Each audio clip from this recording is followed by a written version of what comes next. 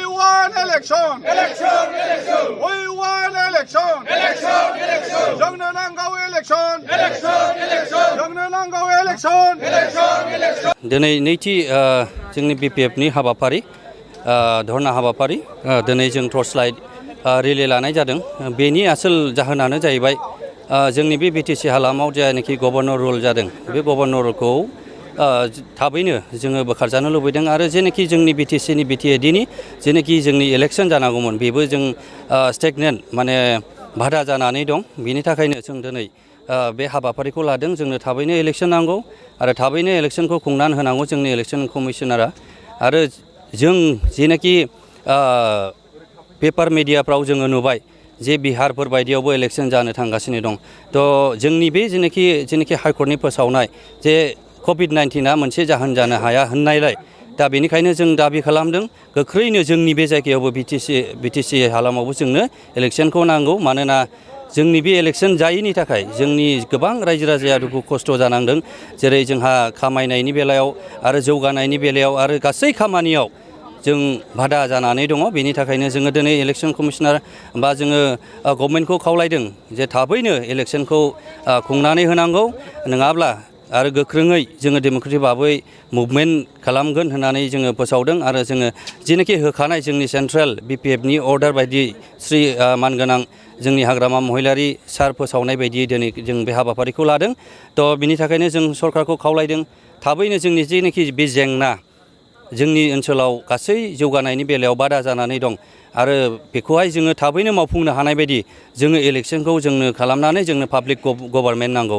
रायजो राजाया दिनै आसा खालामदों दिनै रायजो राजाया जोंनो माबा मोनसे जोंनो दिनै गार्जियान लेस फिल खालामदों। जों बे गार्जियान लेसखौ जोंनो दिनै थाबैनो पाब्लिक गार्जियान जोंनो नांगौ। रायजो राजा बेखौ जों फोरमायदों। बेनिखायनो जों दिनै ज'यै ओंखारनानै रायजो राजाखौ जों ज' ओंखारनानै दिनैहाय गभर्नमेन्टखौ जोङो नारसिनदों थाबैनो इलेक्सना जानांगौ। आरो गासै जोंनि बे बड'लेण्ड हालामनि सुबुंफोरा बयबो लुबैदों गासै जाथिफोराबो लुबैदों आरो जोंनो जौगानाय नांगौ आरो जोंनो मोनसे मोजां परिबेस सान्थि परिबेस जोंनो नांगौ। गोजोन्थों। जों दिनै नैथि हाबाफारि हिसाबै जोङो गासै BTC आव दिनै जोंनि मिरु BPF राजखान्थि हान्जानिफ्राय बिथोन बादियै जोंनि BPF दलनि आफादगिरि हाग्रामा महिलारि बिथाङा जे जोंनो BTC आव थाबैनो जे BTC नि इलेक्सनखौ नांगौ हिसाबै जोङो हाबाफारि लादों। बे हाबाफारिया मोनब्रै हाबाफारि लानाय जादों। बेवहाय जोङो थांनाय साननैनि सिगां जोङो मेम'रेन्डाम हरबाय अनारेबल चिफ मिनिस्टार अफ आसाम आरो जोङो state election commission of Assam जों बेवहाय फोरमायथि हरबाय जे जोंनो BPF नि राजखान्थि हान्जानिफ्राय थाबैनो BTC आव गोजोन थासारि लाबोनो थाखाय जोङो माने BTC इलेक्सनखौ थाबैनो नांगौ। बेनिखायनो जों आसाम गभर्नमेन्टआव जोङो बार खावलायदों। आरो बिनि अनगायैबो जुदि इलेक्सनखौ थाबैनो खालामा सम मथे अक्ट'बरनि गेजेराव 27 अक्ट'बरनि सिगां जुदि खालामा तखन जोङो आरो हाबाफारि लाबावगोन। मानो होनना बुङोबा गाबोन जोंहा आरो बाइक रेलि दङ बे इलेक्सन नांगौनि थाखायनो।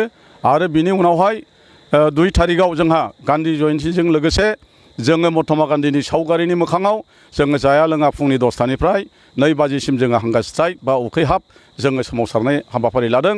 आरो बिनि उनावबो जुदि सरकारा खोनासङाब्ला जोङो आरोबाव हाबाफारि लागोन होननानै जोंनि मिरु राजखान्थि हान्जा तथा BPF नि आफादगिरिनिफ्राय एबा जोङो सेन्ट्रेल कमिटि BPF निफ्राय जोङो मिथिनो मोन्दों। जों बे हिसाबैनो इलेक्सन जायागौमानि जोङो बे हाबाफारिखौ लालांबाय थागोन।